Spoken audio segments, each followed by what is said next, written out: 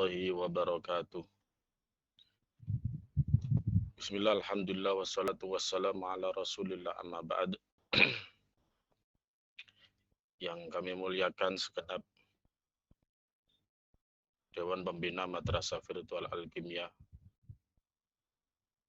wabil khusus panjenenganipun Romo Kiai Haji Miftahul Akhyar selaku Pembina Utama Madrasah Virtual Al-Kimia. Yang kami hormati Direktur Madrasah Virtual Al-Kimia, Gus Dr. Haji Karomi, dan segenap seluruh para pemirsa pengajian virtual Taklimul Muta'alim sore hari ini, yang mudah-mudahan senantiasa dalam lindungan Allah Subhanahu wa Ta'ala.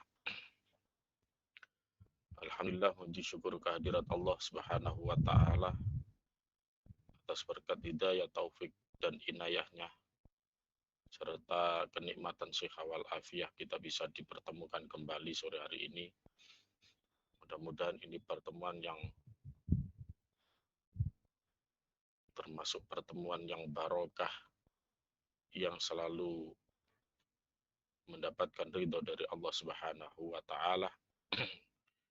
Mudah-mudahan menjadikan tambahnya amal kebaikan kita yang dicatat oleh Allah Subhanahu wa Ta'ala. Amin amin ya rabbal alamin. Salawat serta salam tak lupa marilah kita aturkan kepada junjungan kita Nabiullah Muhammad sallallahu alaihi wasallam yang selalu kita nanti-nantikan syafaatul utmanya di yaumil kiamah nanti. Para pemirsa pengajian virtual Madrasah Al-Kimia, pengajian Taklimul Muta'alim yang dirahmati oleh Allah Subhanahu wa Ta'ala. Marilah kita buka pengajian kita sore hari ini dengan pembacaan suratul Fatihah, dengan harapan mudah-mudahan ilmu kita menjadi ilmu yang manfaat dan barokah.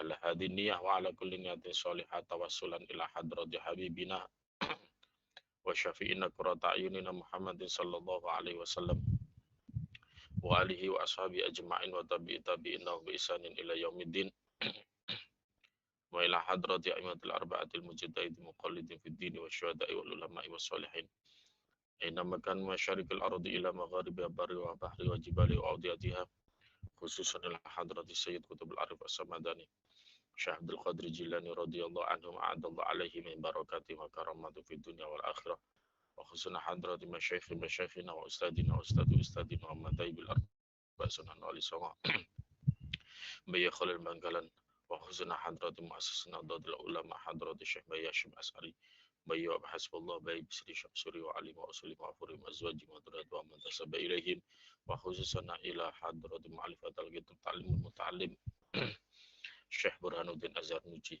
wa alihi wa usuli wa furi wa azwaji wa durati wa mantasaba ilaihi wa huzun hadrat jami'il muslimin wal muslimat wal mu'minin wal mu'minat min ummati sayyidina Muhammad ajarahumullah. Al-Fatihah.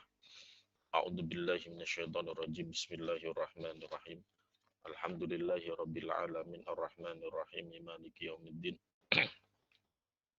Iyyaka na'budu wa iyyaka nasta'in. Ihdinas siratal mustaqim. Siratal ladzina an'amta 'alaihim ghairil maghdubi 'alaihim waladdallin. Rabbi firli wa liwalidayya wa lil mu'minina amin. Bismillahirrahmanirrahim. Qala musannifu rahimahullahu ta'ala wa nafa'ana bihi wa bi ulumihi fid dharaini amin. Bismillahirrahmanirrahim. Kita melanjutkan pasal yang ketiga mengenai memilih ilmu, guru, teman, dan ketabahan dalam mencari ilmu. Bismillahirrahmanirrahim. Wa yakhtaro lan yanto milih sapa talibul ilmi al-atiqa ing ilmu kang kuno.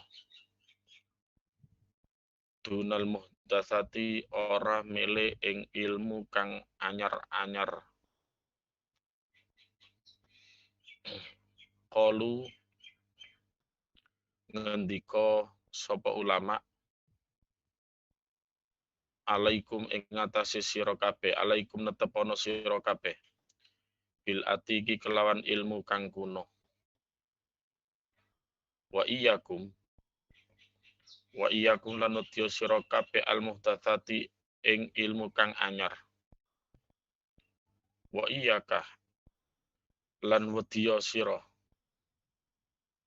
antas tawila ing yen to ketungkul sira bihadzal jadali kelawan iki ilmu para patu. Alladzi dhahara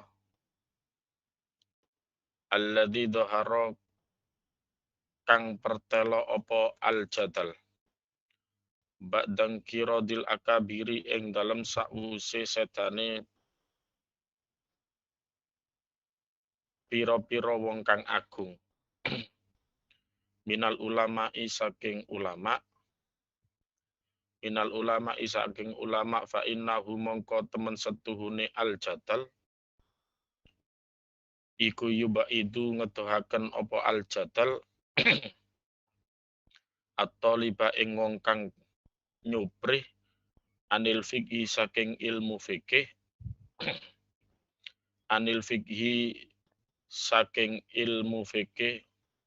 wa yudayyi'u lan niat-niataken apa al jadal al umura ing umur wa yurithu lan marisaken apa al jadal al wahsyata ing gersah wal adawata lan satru wa huwa utawi ilmu al jadal utawi al ilmu al jadal iku min asyrati saati setengah saking pira-pira tetengere dina kiamat wartifa'il ilmi lan ilangi ilmu wal fiqhi lan fikih kada kaya mengkene asyratis saah asyratus saah warada tumeka apa kada fil hadisi ing dalam hadis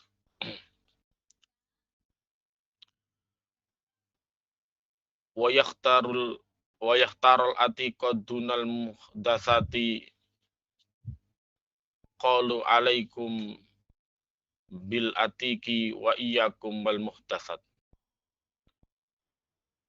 Hendaklah ketika memilih ilmu itu adalah ilmu yang lama atau ilmu yang dahulu, ilmu klasik, bukan ilmu yang baru atau ilmu yang modern. Ketika kita mencari ilmu atau memilih ilmu, kita dahulukan adalah ilmu-ilmu ulama-ulama yang kuno. Kitab-kitab salaf, sebagaimana di dalam kalangan-kalangan pondok pesantren ini sudah diberlakukan seperti itu. Kita mempelajari kitab-kitab yang karangan-karangan ulama yang terdahulu ratusan tahun yang lalu. Mulai dari ilmu yang mempelajari ilmu tauhid, ilmu fikih, ilmu lainnya yang dijadikan rujukan dalam mencari ilmu, khususnya di pesantren-pesantren ini semuanya adalah ilmu-ilmu yang kuno. Ilmu-ilmu yang dikarang oleh ulama-ulama ratusan tahun yang lalu. Hampir di pesantren kita tidak menemukan rujukan atau kitab utama yang dipelajari di pesantren adalah karangan orang-orang yang sekarang ini. Andai kata memang digunakan itu hanya sebagai perbandingan saja. Tapi materi pelajaran utama atau kitab pokok yang digunakan untuk mengaji di pesantren, entah itu madrasah diniyahnya khususnya, itu hampir 100% ini adalah karangan-karangan atau kitab-kitab karangan-karangan ulama-ulama salaf. Ulama-ulama yang mengarang ratusan tahun yang lalu. Mulai dari kitab yang paling kecil sampai yang paling besar. Mulai dari Safinatun Najah. Mulai dari Sulamut Taufik kalau fikihnya. Fathul Qorib, Fathul Mu'in, dan lain sebagainya. Ini adalah jelas dikarang oleh ulama-ulama yang terdahulu. Maka pas apa yang dikatakan di dalam Ta'limul Muta'allim, adab, tata krama, tata cara orang ketika mencari ilmu, maka pelajarilah ilmu-ilmu kuno. Ilmu-ilmu yang klasik, bukan ilmu yang sekarang ini, ilmu-ilmu yang modern. Dan ini yang kita temukan hanya di kalangan pesantren. Sulit kita temukan di luar pesantren. Kita tahu bagaimana di kalangan umum banyak buku-buku yang mempelajari. Satu contoh, andai kata ilmu agama. Banyak buku-buku yang dikarang oleh orang-orang zaman sekarang ini. Bukan berarti karangan orang sekarang ini pasti salah, bukan. Tapi kenapa kok Ta'limul Muta'allim ini mengarahkan kalau kita mencari ilmu, memilih ilmu adalah yang klasik? Jelas nilai keberkahannya berbeda. Kita tahu bagaimana orang-orang yang terdahulu, ulama-ulama yang terdahulu, ketika mengarang kitab, tidak ada terbersit di dalam hati beliau, tidak ada terbersit di hati para ulama yang mengarang kitab. Tujuannya adalah supaya terkenal, supaya dikenal, atau tujuannya supaya karangannya ini akan terjual banyak, sehingga akan terkumpul pundi-pundi laba atau pundi-pundi harta dari penjual bukunya. Tidak sama sekali. Jauh dari niatan itu. Bagaimana kita tahu? Ada satu kisah, satu contoh kecil bagaimana Syekh Sun Haji ketika mengarang kitab Matan Al-Jurumiyah, ilmu yang membahas ilmu nahwu. Beliau mengarang kitab dari satu bab ke bab yang lain. Beliau selalu berzikir kepada Allah, memohon kepada Allah supaya karangan demi karangannya hanya karena Allah, hanya mencari ridho dari Allah Subhanahu wa Ta'ala, tak lain dan tak bukan.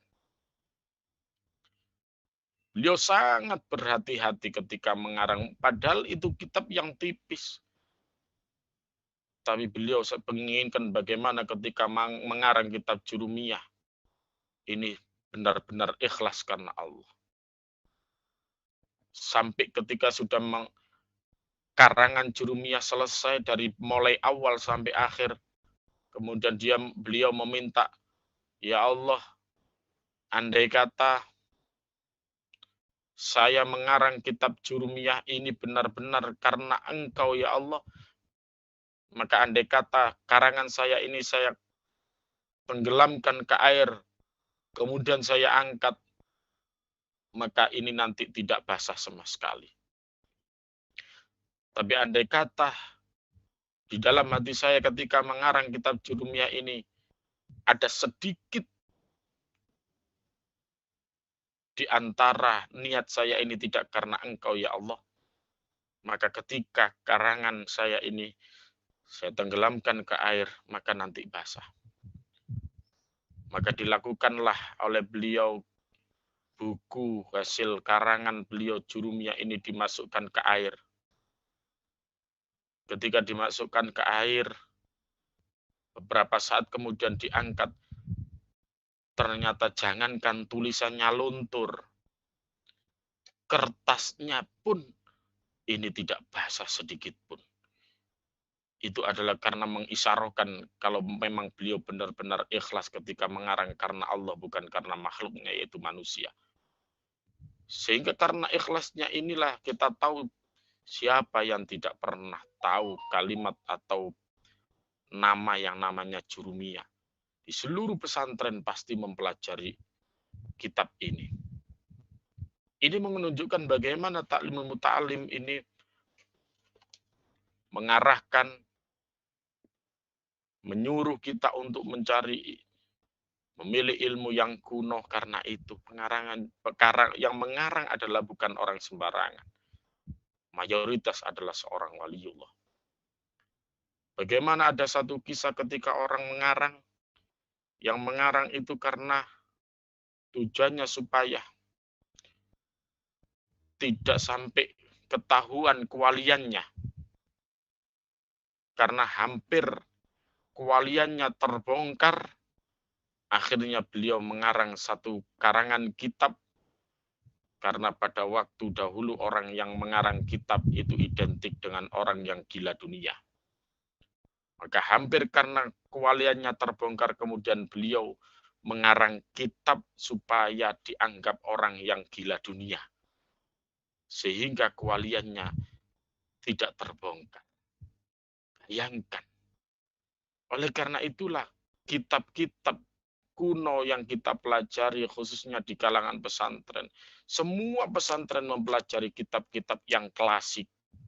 Kalau bahasanya adalah kitab kuning. Karena nilai keberkahannya begitu hebatnya. Kenapa kok nilai keberkahannya begitu hebatnya? Karena semua pengarangnya jelas-jelas orang-orang yang karena Allah Subhanahu wa Ta'ala. Tidak pernah satu di antara kitab yang dipelajari di pesantren itu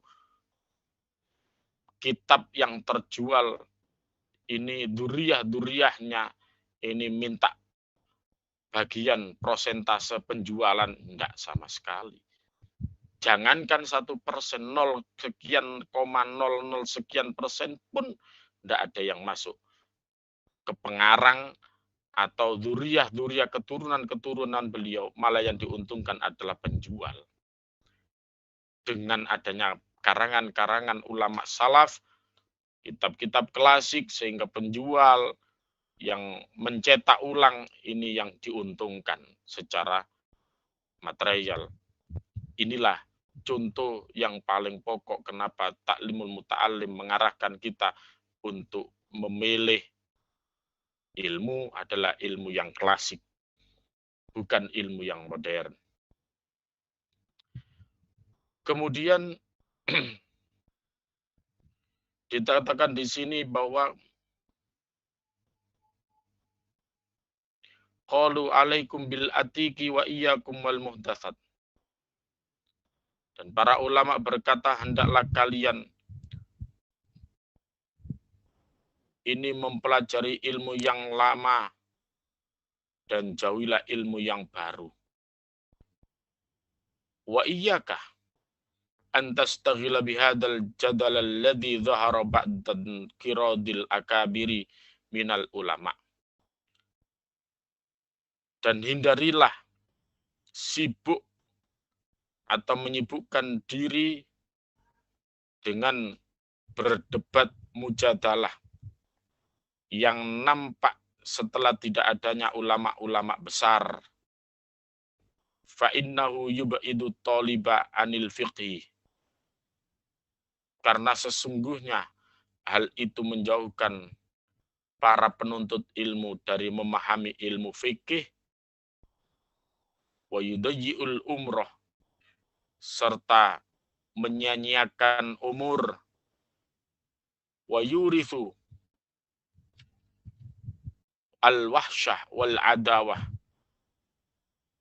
Dan dapat melahirkan keresahan dan permusuhan. Wa huwa min asyratis saati wartifa'il ilmi wal fiqhi. Dan juga hal itu termasuk dari tanda-tanda kiamat dan tanda terangkatnya ilmu dan fikih. Kadza warada fil hadis. Demikianlah menurut di dalam hadis. Kemudian dikatakan bahwa kita benar-benar disuruh oleh para ulama untuk mempelajari ilmu-ilmu klasik. Kitab kuning, kitab karangan-karangan ulama-ulama terdahulu, kitab karangan-karangan ulama yang puluhan tahun yang lalu. Kalau Indonesia banyak sekali ulama-ulama yang terkenal dalam karangan kitabnya. Satu contoh sebagaimana Romo Kiai Haji Imam Nawawi Al-Bantani, Hadratus Syekh Bayashim As'ari, dan lain sebagainya. Ini adalah ulama-ulama, satu contoh yang karangan-karangan kitabnya ini banyak beredar dan sangat klasik, yang sering pula dipelajari oleh para santri, orang-orang yang mencari ilmu di kalangan pesantren. Kemudian dikatakan bahwa kita dilarang untuk menyibukkan diri berdebat setelah ada ulama-ulama besar, berdebat yang debatnya adalah bukan untuk mencari kebenaran, tapi berdebat yang itu tujuannya adalah mencari kemenangan. Sering kita dipertontonkan dengan mujadalah, berdebat yang tidak ada manfaatnya. Satu contoh, di media sosial, di televisi-televisi, kita tahu bagaimana kita dipertontonkan dengan acara-acara tertentu, entah di YouTube, entah di televisi, perdebatan-perdebatan yang jelas-jelas tidak mencari kebenaran, tapi jelas-jelas perdebatan yang mencari kemenangan. Lain halnya kita tahu bagaimana musyawarah atau perdebatan di kalangan orang-orang yang punya ilmu agama. Satu contoh, bagaimana di kalangan orang-orang Nahdiyin, orang NU terkenal dengan bahsu masail. Yang mana ketika bahsu masail, pembahasan mengenai masalah-masalah agama yang terjadi saat ini, kemudian diambil dalil yang rujukan dalil-dalilnya, dasar dalilnya tetap diambilkan dari kitab-kitab klasik, kitab-kitab karangan ulama-ulama terdahulu, dikiaskan, disamakan. Ini kalau debat yang seperti ini jelas sangat diperbolehkan dan kita butuhkan. Sebagaimana contoh bahsu masail yang ada. Dibahas secara detail, dalilnya, rujukan kitabnya, kemudian disatukan, kemudian ditasheh dan lain sebagainya, kemudian dirumuskan, sehingga menjadi satu kesatuan hukum, pencetusan hukum ketika ada satu masalah, bahwa ternyata hukumnya seperti ini, rujukannya adalah kitab ini dan kitab ini. Ini sangat bermanfaat, khususnya bagi kita yang tidak terbiasa. Kita tidak susah payah untuk mencari hukumnya, mencari kitabnya, tapi kemudian kita diberikan secara instan, ini loh hasil keputusan bahsu masail, tanggal sekian diadakan ini, permasalahannya ini, jawabannya ini, dalilnya ini, kitabnya ini, dan lain sebagainya. Kita sangat diuntungkan dan manfaatnya begitu hebat di kalangan masyarakat umum. Tapi yang kita tahu bagaimana debat yang tidak ada manfaatnya, yang hanya mencari kemenangan. Kita tahu bagaimana di televisi-televisi yang ada. Tahu bahwasanya itu salah, tapi mempertahankan kesalahannya. Ini tidak mendidik. Inilah yang tidak diperbolehkan sesuai dengan kitab Ta'limul Muta'alim. Jangan sampai kita seperti itu. Jauhilah. Kita disuruh menjauhi. Sebagai seorang yang mencari ilmu, kita tidak perlu seperti itu. Berdebat yang mencari kemenangan, bukan berdebat untuk mencari kebenaran. Maka kita jauhkan, karena kalau tidak, maka kita selaku orang yang mencari ilmu, ini nanti malah jauh dari pemahaman ilmu fikih yang sebenarnya. Kemudian tidak ada manfaatnya karena menyia-nyiakan umur kita. Ngapain kita debat hanya sekedar mencari kemenangan sehingga kita menjadi supaya terkenal. Ini kan akhirnya hanya karena tipu daya nafsu dan hawa syahwat kita. Oleh karena itulah kita harus berhati-hati. Dan akan melahirkan keresahan, melahirkan permusuhan. Kita lihat bagaimana perdebatan yang karena hanya mencari kemenangan. Akhirnya ketika berdebat, ini setelah berdebat gak malah damai, tapi setelah berdebat terjadi keresahan di mana-mana, dan ketika setelah berdebat terjadilah tambah musuh, permusuhan tambah, permusuhan tambah.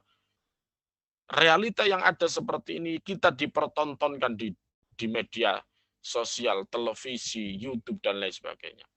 Tapi coba kita bergeser di kalangan pesantren. Kita tahu bagaimana ketika kita orang-orang yang ahli basu masail, satu masalah kadang-kadang berjam-jam, berdebat sengit, melontarkan hujahnya masing-masing, sesuai dengan dasar dalil yang dibawa, kitab yang dibawa. Tapi ketika sudah diputuskan, diketok palu, ditashe, dirumuskan seperti ini, semuanya menerima, dan ketika setelah selesai basu masail, tidak ada masalah. Tidak ada keresahan. Apalagi permusuhan. Inilah kebiasaan-kebiasaan yang positif dan tidak pernah diekspos sama sekali. Dan mungkin dari media sosial tidak tertarik dengan yang seperti ini. Padahal inilah yang benar.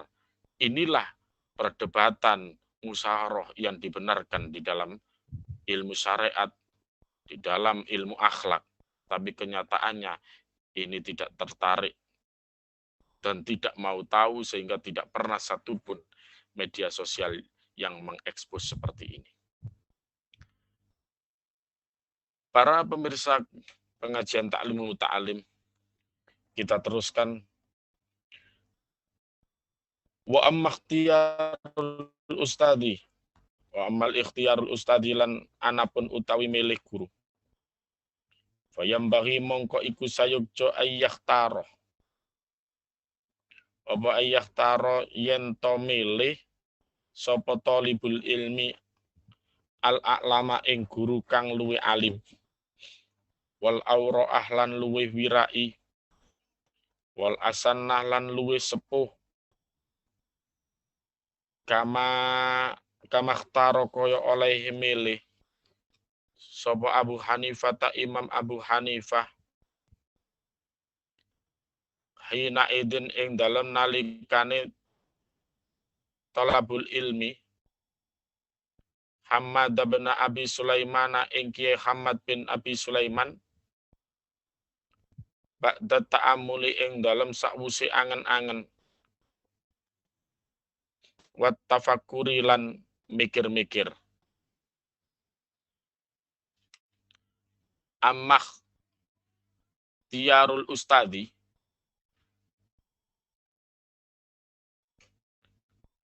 ini berikutnya adalah bagaimana ketika kita memilih seorang guru, memilih orang yang mengajarkan ilmu kepada diri kita. amma ikhtiyarul ustadi fayambaghi ayyahtarul a'lama wal awra'ah wal asannah. Bagaimana sih yang harus kita lakukan mencari seorang guru itu yang bagaimana?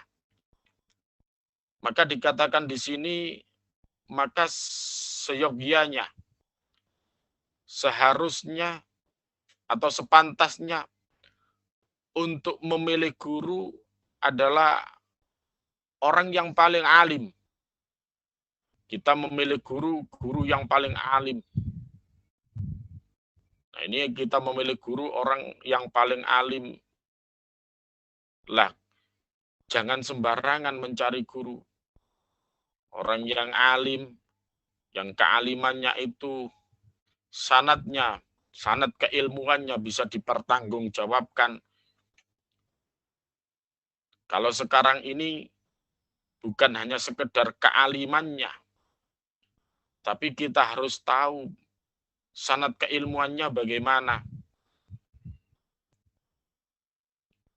Ketika kita mempelajari atau berguru pada seseorang, oh saya tak mengaji kepada Kiai Fulan, karena Kiai Fulan ini nanti termasuk beliau pernah mengaji di gurunya Kiai Fulan mengaji ke Kiai Fulan terus sampai tahu sanad ilmunya sampai ke atas, mungkin sampai yang mengarang kitab. Ini juga penting. Dan ini pun diajarkan di dalam kalangan pesantren. Kita tahu semua kiai-kiai pesantren ini mempunyai sanad yang jelas. Dari gurunya sampai sambung ke pengarang kitab. Kalau di kalangan pesantren biasa. Hampir semua kiai-kiai di kalangan pesantren, para masyayikh kita semuanya sanad ilmunya jelas.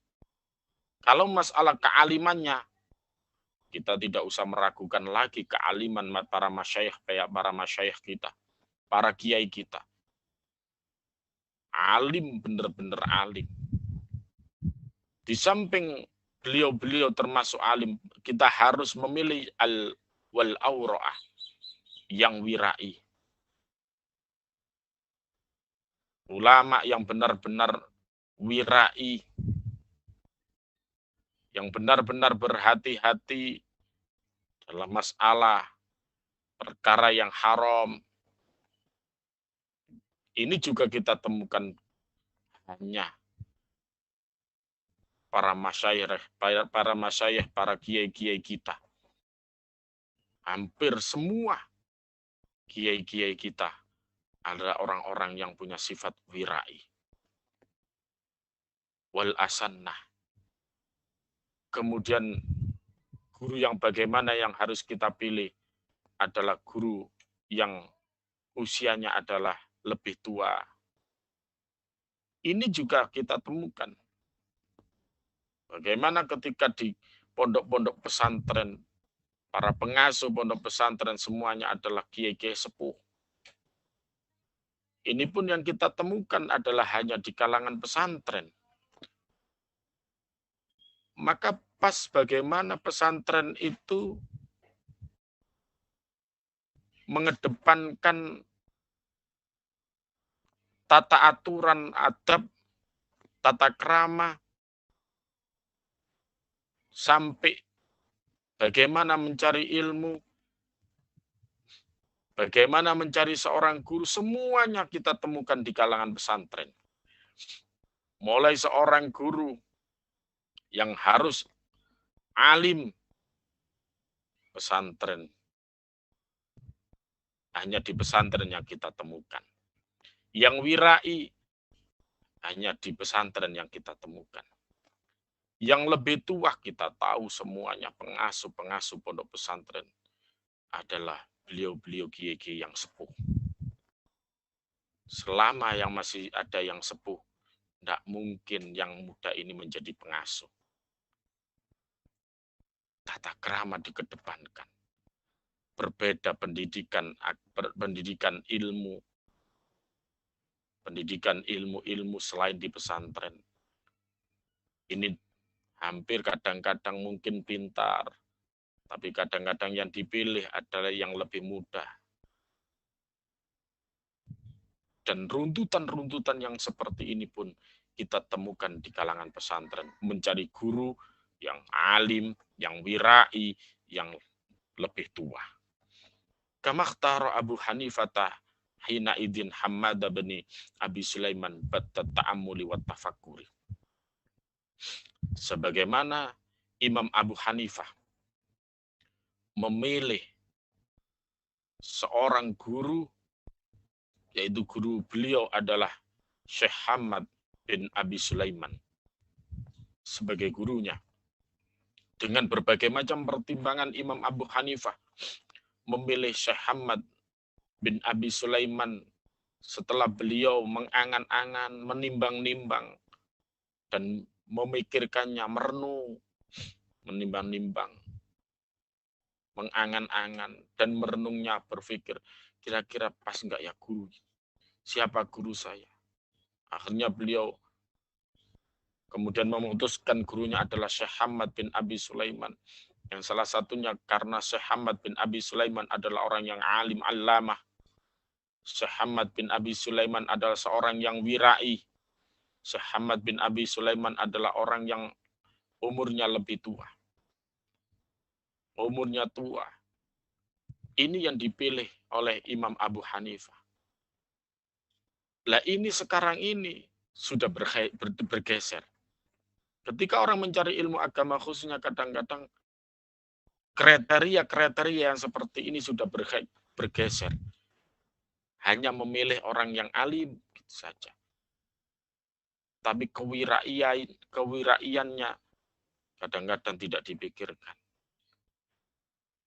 Dalam segi umur apalagi tidak diperhatikan.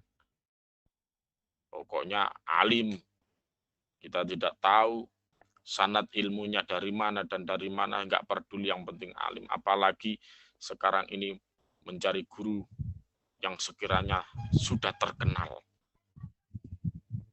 Entah karena terkenalnya dikenalkan oleh media sosial ataupun YouTube. Kita merasa bangga kalau menjadi murid seorang yang alim karena dikenalkan atau terkenal karena media sosial. Padahal kita sendiri belum tentu kealimannya itu sanadnya dari mana. Ini kan repot. Apalagi kewiraiannya belum kita ketahui. Apalagi umurnya. Kadang-kadang umurnya masih muda. Inilah pertimbangan-pertimbangan yang harus kita miliki dalam mencari ilmu. Supaya apa? Ada nilai keberkahan ketika kita nantinya mendapatkan ilmu yang kita peroleh. Para pemirsa pengajian Ta'lim Muta'alim yang dirahmati oleh Allah. Inilah sekelumit pengajian sore hari ini yang dapat kami sampaikan. Mudah-mudahan bermanfaat khususnya bagi kami pribadi dan umumnya pemirsa sekalian. Dan kurang lebihnya mohon maaf. Wal'afu minkum. Wallahul muwaffiq ila aqwamit thoriq. Wassalamualaikum warahmatullahi wabarakatuh.